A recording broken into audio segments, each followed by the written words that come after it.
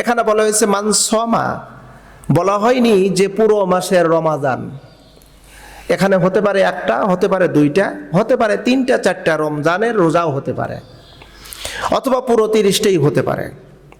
এখানে মুহাদ্দিসিন কেরামগণ বলেছেন মান সমা রমাদান শব্দটির অর্থ হলো প্রত্যেকটা রোজাই হলো ঈমান এবং আল্লাহর সন্তুষ্টির লক্ষ্যে যদি রাখা হয়, আল্লাহ রসুল বলেন গফিরা লাহু মা তাকাদ্দামা মিন জামবিহি, বান্দার সমস্ত জিন্দিগির গুনাহ আল্লাহ মাফ করে দেন। কত বড় সুসংবাদ প্রিয় নবীজি আমাদেরকে বলেছেন আল্লাহ পাকের পক্ষ থেকে।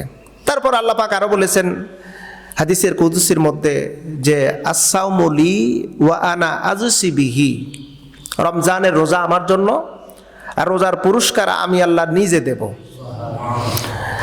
আল্লাহ যদি পুরস্কার দেয় ছোটখাটো পুরস্কার দেবে না। রমজানের রোজাদার ব্যক্তির জন্য ছোটখাটো পুরস্কার আল্লাহ পাক দেবেন না, সবচেয়ে বড় পুরস্কার যেটা সেইটাই আল্লাহ পাক রোজাদারকে দিবেন। তবে এই পুরস্কার থেকে বঞ্চিত হবে কারা? পুরস্কার থেকে বঞ্চিত কারা হবে? দেখেন, পরীক্ষা যারা আমরা দিয়েছি, এসএসসি, ইন্টার, এরপরে বিএ ডিগ্রি, অনার্স, মাস্টার্স, বিভিন্ন শ্রেণীবিন্যাসের উপরে আমরা পরীক্ষা দিয়েছি। পরীক্ষায় সবাই যদি উত্তীর্ণ করে তবে সবাই কিন্তু পুরস্কার প্রাপ্ত হয় না, হাতে গোনা কয়েকজনকে পুরস্কার দেওয়া হয়। তাই দেওয়া হয় না? বলে তো অমুক স্বর্ণের মেডেল পুরস্কার পেয়েছে, পরীক্ষায় উত্তীর্ণ হয়েছে, প্রত্যেকটা সাবজেক্টরি প্রত্যেকটা বিষয়ে সে লেটার মার্ক নিয়ে পাশ করেছে, যার কারণে ওনাকে পুরস্কার দেওয়া হয়েছে।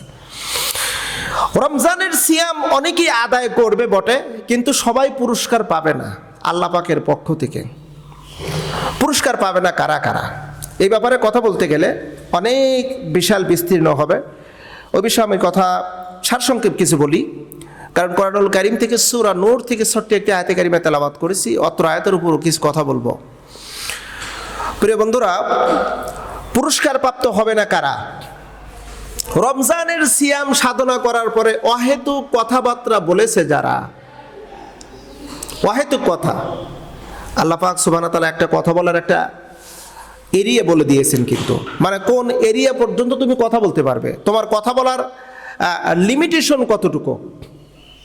ওয়াল্লাযীনা হুম আনিল লাগবি মুরিদুন, সূরা মুমিনুনের ভিতর আল্লাহ পাক বলেছেন বান্দা যখন কথা বলবে চিন্তা করে কথা বলবে।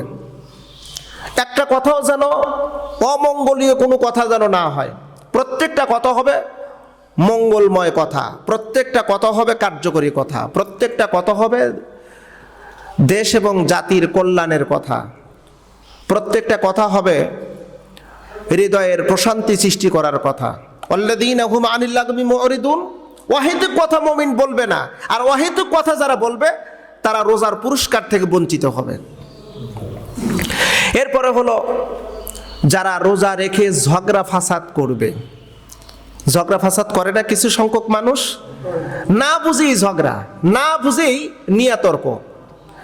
এই ঝগড়া ফাসাদ যারা করবে রমজানের সিয়ামের পুরস্কার থেকে তারা বঞ্চিত হবে।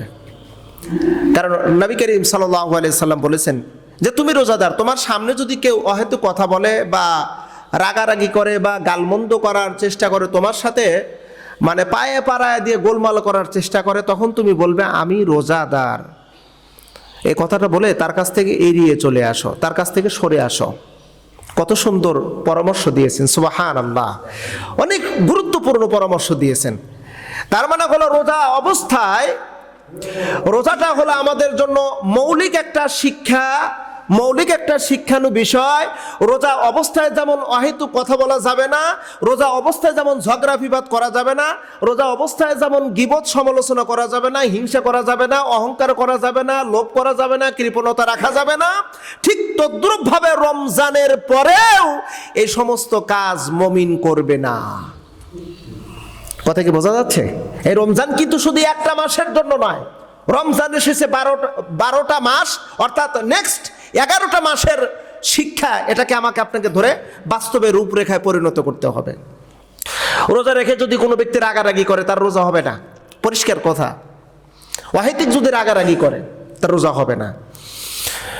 কিছু ছোটখাটো ত্রুটি আছে, যে ছোটখাটো ত্রুটির কারণে রোজা নষ্ট হবে না, রোজা হবে, তবে এই ছোটখাটো ত্রুটি থেকেও দূরে থাকতে হবে।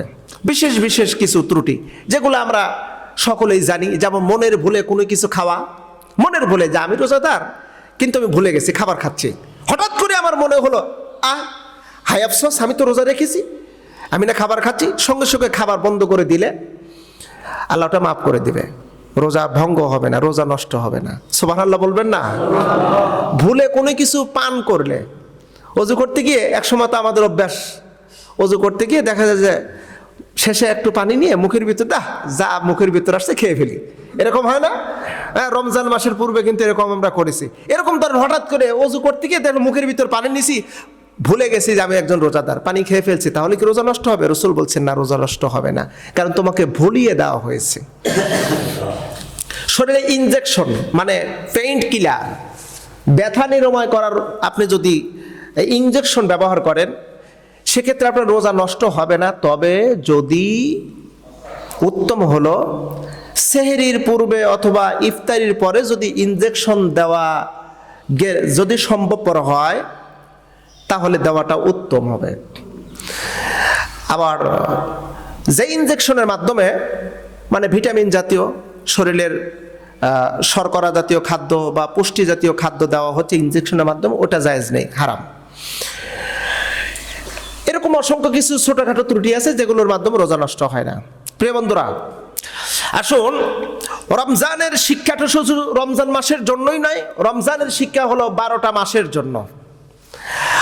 আমরা একটা কথা বলে থাকি, যেটা মসজিদে জায়েজ নাই সেটা বাহিরেও জায়েজ নাই। শুধু একটা জিনিস মসজিদে জায়েজ নাই, বাহিরে জায়েজ আছে, সেটা হলো স্ত্রীর সাথে ঘরের মধ্যে শুয়ে থাকা। এইটা মসজিদে জায়েজ নেই কিন্তু বাহিরে জায়েজ আছে। আর বাকি যা কিছু আছে সব মসজিদে জায়েজ, যেগুলো সেগুলো বাহিরেও জায়েজ। যেটা মসজিদের ভিতরে জায়েজ নেই সেটা বাহিরেও জায়েজ নেই। কথা কি বুঝতে পারছেন? যেটা মসজিদের ভিতরে জায়েজ সেটা বাহিরেও জায়েজ, যেটা মসজিদের ভিতরে জায়েজ নাই সেটা বাহিরেও জায়েজ নেই। রমজান আমাদেরকে পরিপূর্ণ ইমানদার, পরিপূর্ণ মুত্তাকিন, পরিপূর্ণ পরহেজগার বানানোর জন্য এসেছে। ওই যে আল্লাহ পাকের কথা, লাআল্লাকুম তাত্তাকুন, আমি এসেছি তোমাদেরকে পরহেজগার বানানোর জন্য। আর পরহেজগার বানানোর জন্য, পরহেজগার হতে হলে অপছন্দনীয় কাজগুলো ছেড়ে দিতে হবে, পছন্দনীয় কাজগুলোকে ধরতে হবে, সেটাকে বাস্তবায়ন করতে হবে।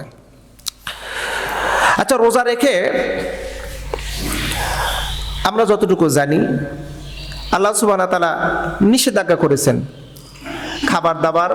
খাবার পানাহার, যৌন সঙ্গম, মানে হালাল যেটা। আর হারামটা তো হারামই, সেটা সব সময় হারাম, নাকি কোন? সব সময় হারাম। উহিল্লা লাকুম লাইলাতাস সিয়ামি রাফাসু ইলা নিসাইকুম, যদিও বলা হয়েছে তোমাদের জন্য একটা সময় নির্ধারণ করা হয়েছে, ওই সময় তোমরা তোমাদের স্ত্রীর নিকটে যেতে পারবে, নতুবা যাওয়ার কোনো সুযোগ নেই। কিন্তু দুঃখজনক হলেও আফসোস হয়, এই রমজান মাসের পবিত্রতা রক্ষা করা আমাদের নৈতিক দায়িত্ব। এই মাসের আমি নিজে পবিত্র থাকব, আমার সমাজকে পবিত্র রাখব, এমনকি আমার দায়িত্ব, আমার যে সেক্টর আছে সেই সেক্টরটাকেও আমি পবিত্র রাখব। এটা হলো রমজানের আমানত, রমজানের আমানত। কিন্তু বাংলাদেশের পরিবেশ পরিস্থিতির দিকে তাকালে তা মনে হয় না, তার বোঝা যায় না যে এই আমানতটা আমরা যার যার অবস্থান থেকে আমরা আমানতকে রক্ষা করেছি বা রক্ষা করার চেষ্টায় আছি।